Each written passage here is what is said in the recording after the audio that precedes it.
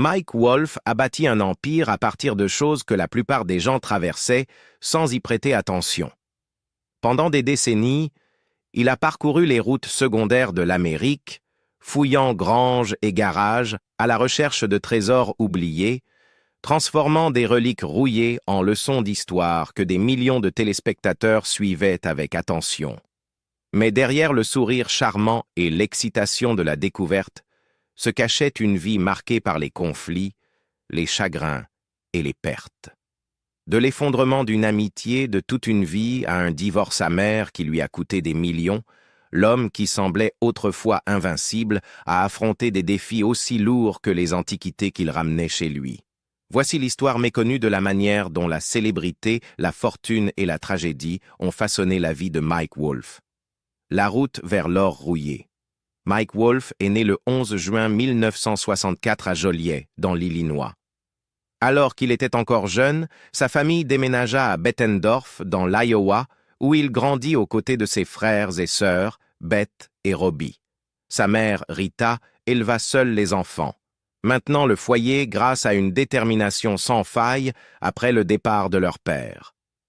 L'argent était rare, mais Wolfe comprit très tôt que la rareté pouvait stimuler la créativité.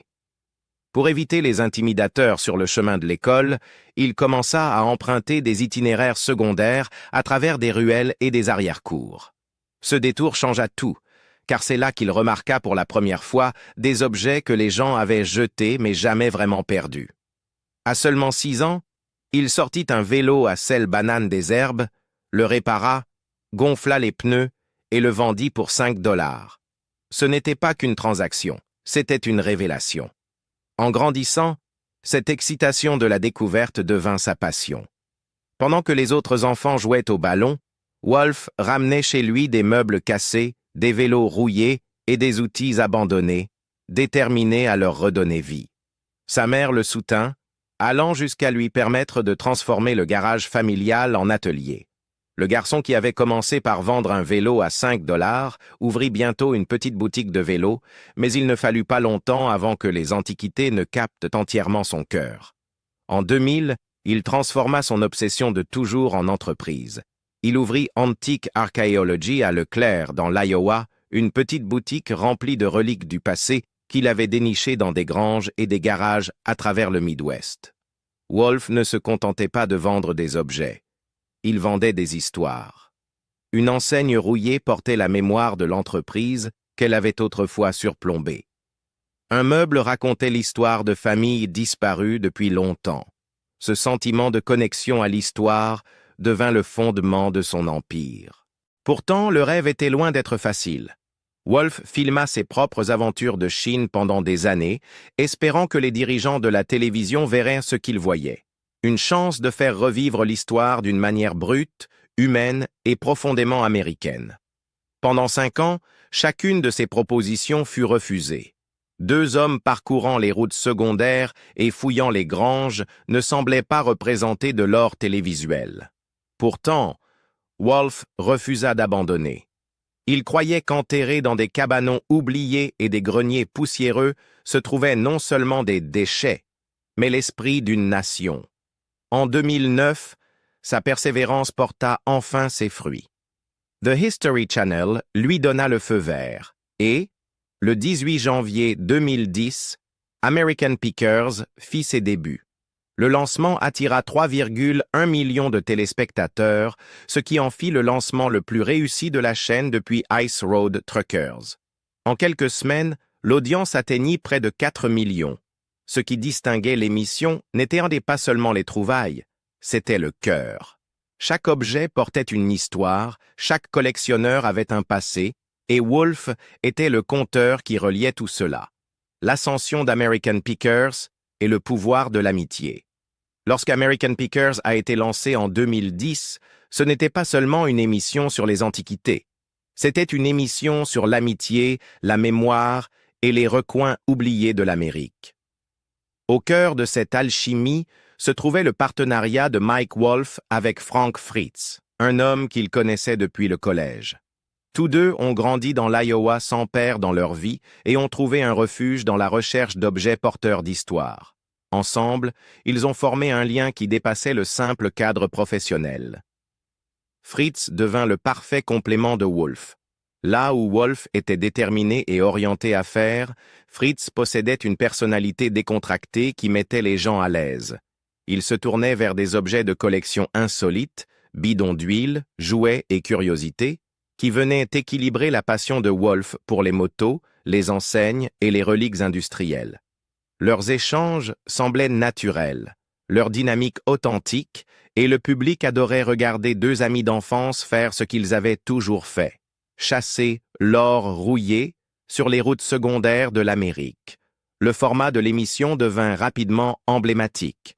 Avec Daniel Colby à la tête du bureau de Leclerc et générant des pistes, Wolf et Fritz voyageaient d'abord dans un van Mercedes-Benz Sprinter, puis dans un Ford Transit, frappant aux portes et explorant granges, garages et cabanons. Parfois, ils suivaient des conseils, d'autres fois, ils improvisaient, s'arrêtant dans des lieux qui semblaient prometteurs.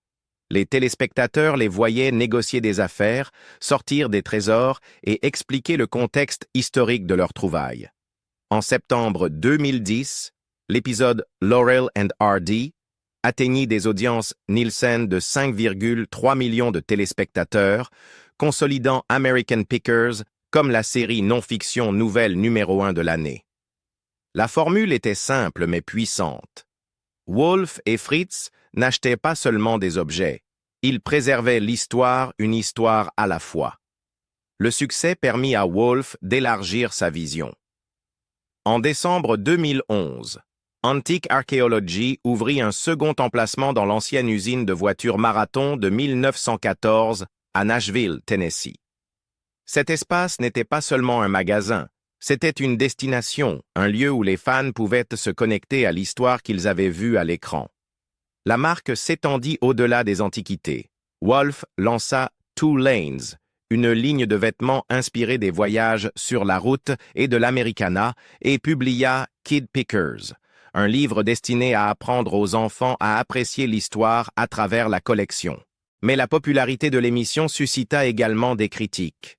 Certains remettaient en question des trouvailles comme la Shelby Mustang GT 500 de 1967 présentée dans l'épisode Shelby in the Barn de 2016, suspectant des moments mis en scène. D'autres se plaignaient que les prix chez Antique Archaeology étaient gonflés, avec des enseignes vintage vendues plusieurs centaines de dollars et des produits dérivés comme des chaussettes à 18 dollars. Wolf affirmait que le travail était authentique, mais la télé-réalité marche toujours sur une ligne fine entre narration et mise en scène. À travers tout cela, Wolf s'appuyait sur son amitié avec Fritz. Pendant plus d'une décennie, ils ont voyagé ensemble, parcouru des milliers de kilomètres, filmé des centaines d'épisodes et créé un héritage qui semblait incassable. Pourtant, en coulisses, des fissures commençaient à apparaître, des fissures que la célébrité, les problèmes de santé et le ressentiment allèrent bientôt ouvrir largement. La rivalité, le départ et la perte d'un frère. En 2020, les fissures entre Mike Wolf et Frank Fritz s'étaient élargies jusqu'à devenir une rupture totale. Les fans remarquèrent d'abord l'absence de Fritz dans les épisodes d'American Pickers cette année-là. Au début, aucune explication n'était donnée. Des rumeurs circulèrent en ligne. Certains espéraient qu'il se remettait de problèmes de santé et reviendrait, d'autres craignaient le pire. Les mois passèrent et le silence devint assourdissant. Enfin, en juillet 2021, Wolf publia sur Instagram confirmant ce que beaucoup soupçonnaient. Fritz ne faisait plus partie de l'émission. Sa déclaration décrivait leur parcours ensemble comme rempli de hauts et de bas, et il affirma que Fritz manquerait à tous. Mais Fritz n'y crut pas. Dans des interviews, il qualifia le message de Wolf de connerie, révélant qu'il ne s'était pas parlé depuis 2 ans. Même lorsque Fritz subit une opération majeure du dos en 2020, Wolf ne l'appela jamais. Pour Fritz, l'homme qu'il considérait comme un frère depuis 40 ans l'avait abandonné. L'amertume allait plus loin que le silence. Fritz accusa Wolf d'avoir fait de l'émission un projet entièrement centré sur lui-même, affirmant que les projecteurs étaient braqués 1000% sur Wolf. Il comparait leur dynamique à un groupe de musique où Wolf était toujours le chanteur principal, tandis que lui jouait les seconds rôles. Pour un homme qui avait contribué à faire d'American Pickers l'un des plus grands succès de la History Channel, c'était une douloureuse rétrogradation. Les problèmes de santé ne firent qu'aggraver la fracture.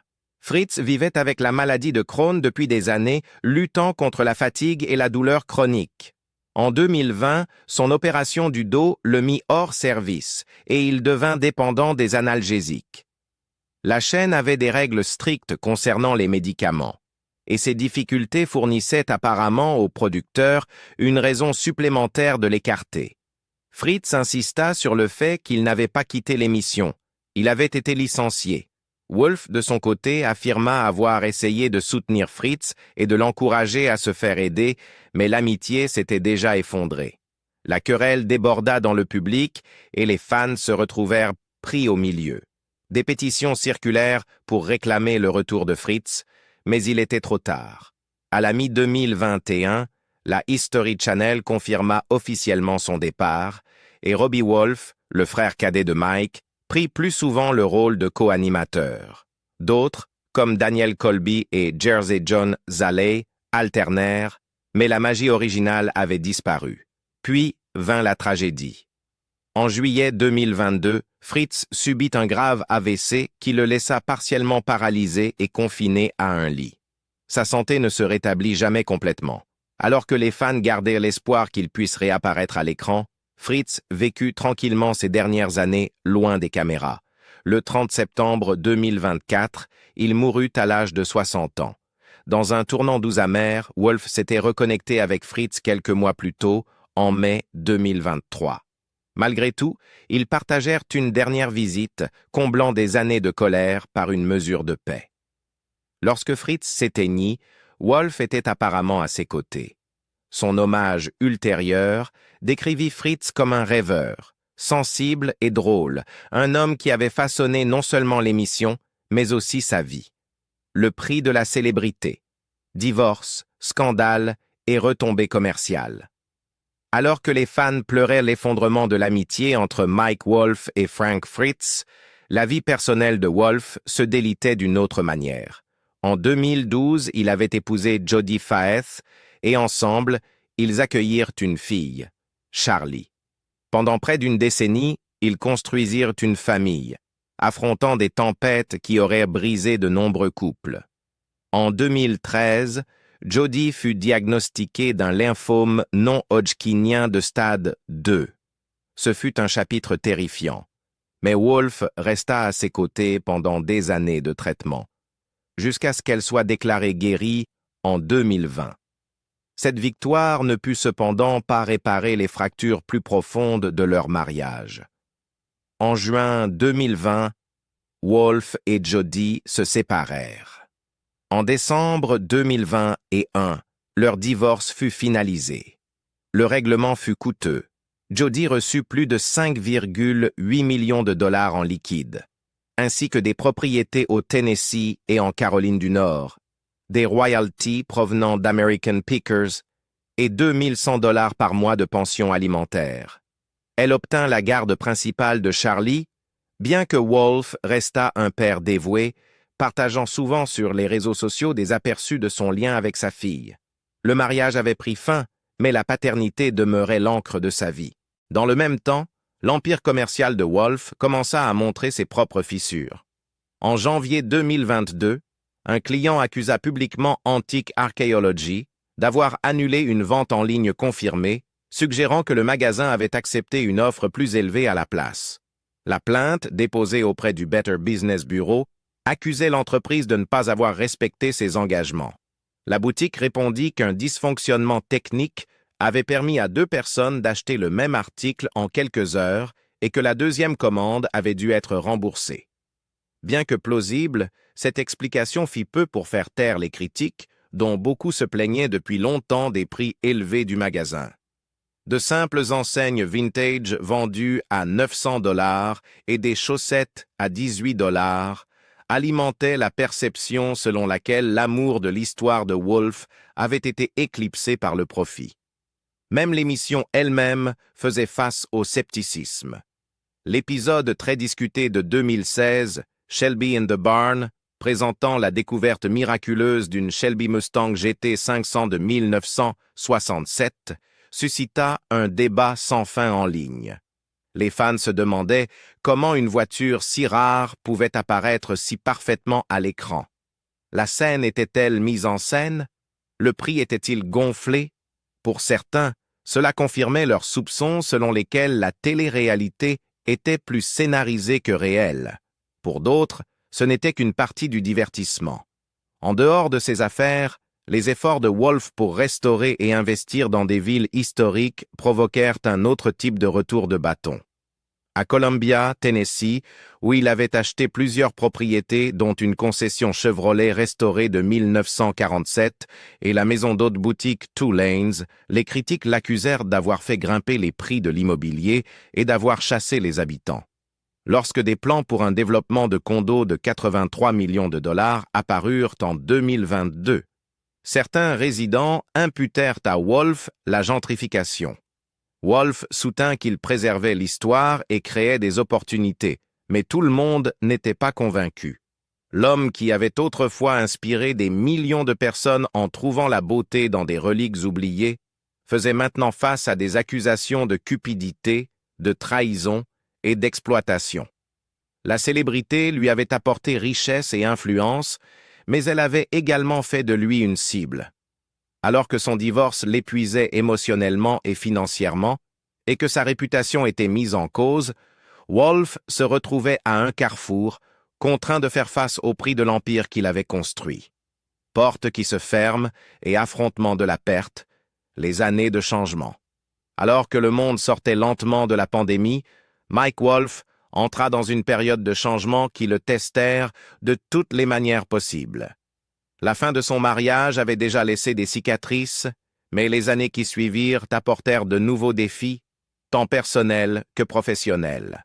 En février 2025, les fans furent stupéfaits d'apprendre que le magasin Antique Archaeology à Nashville avait soudainement fermé.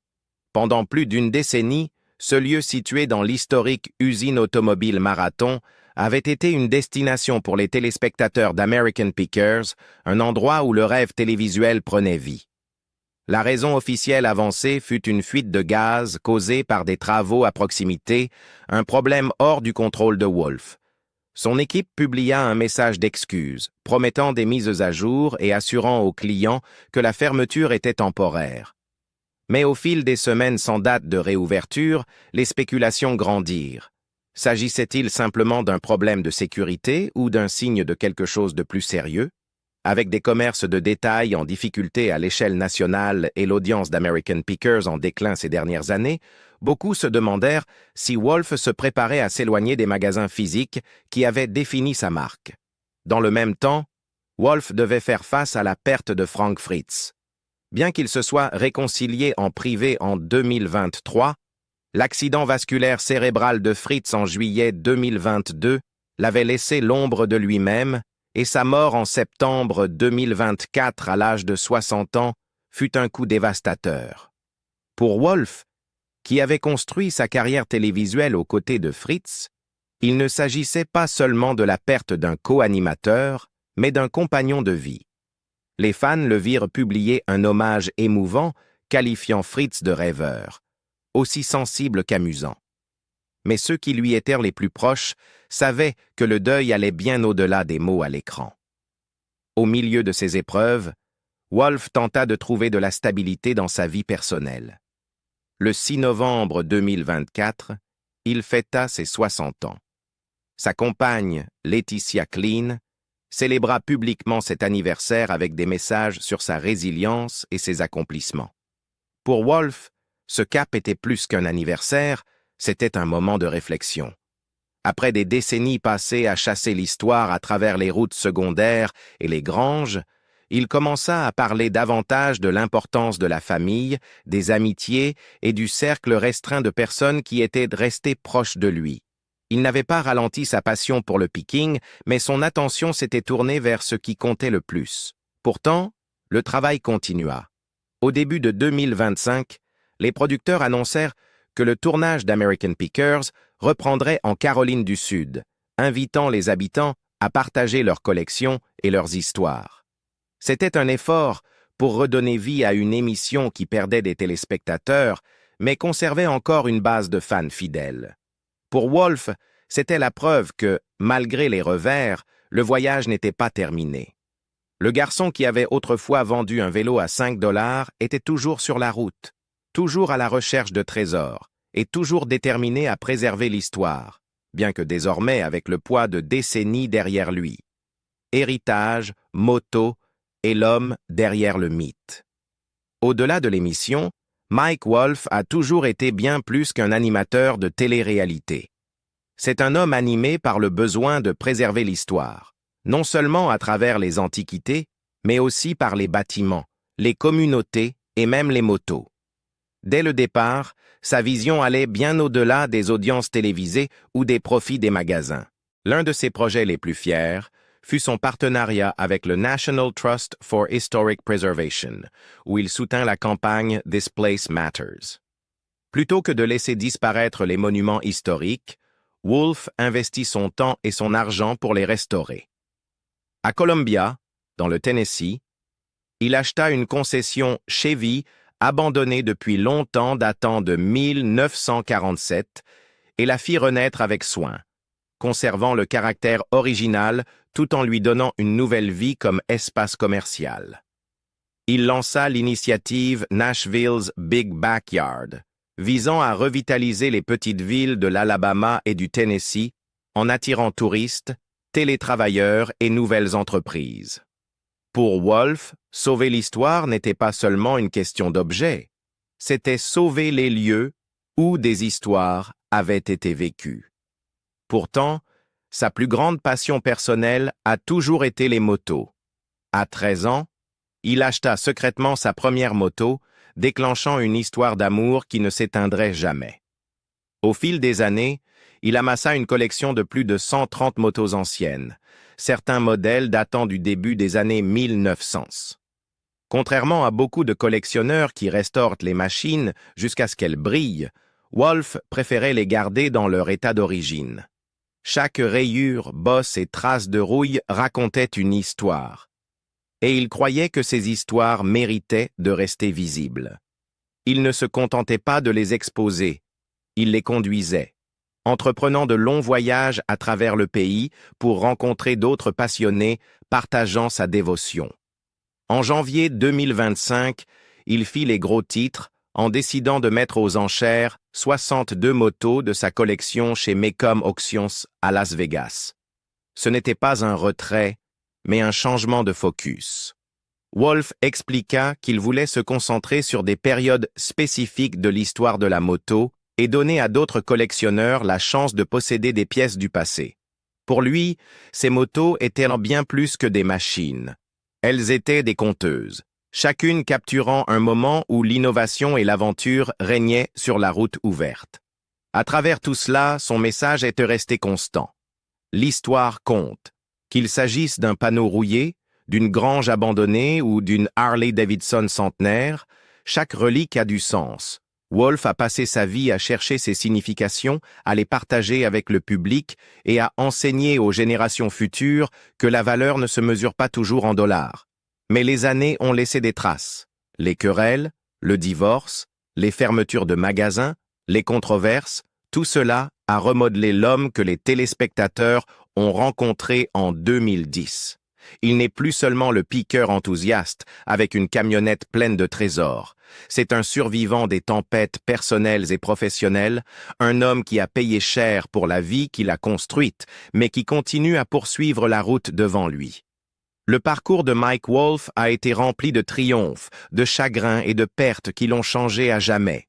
Des sommets du succès record d'American Pickers, au bas de la perte d'un ami, d'un mariage et même de sa propre réputation aux yeux de certains, son histoire est aussi complexe que les antiquités qu'il chasse.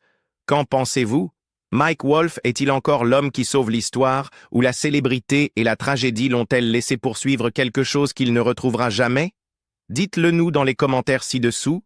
Et n'oubliez pas de liker cette vidéo et de vous abonner pour découvrir d'autres histoires inédites des stars que vous pensiez connaître.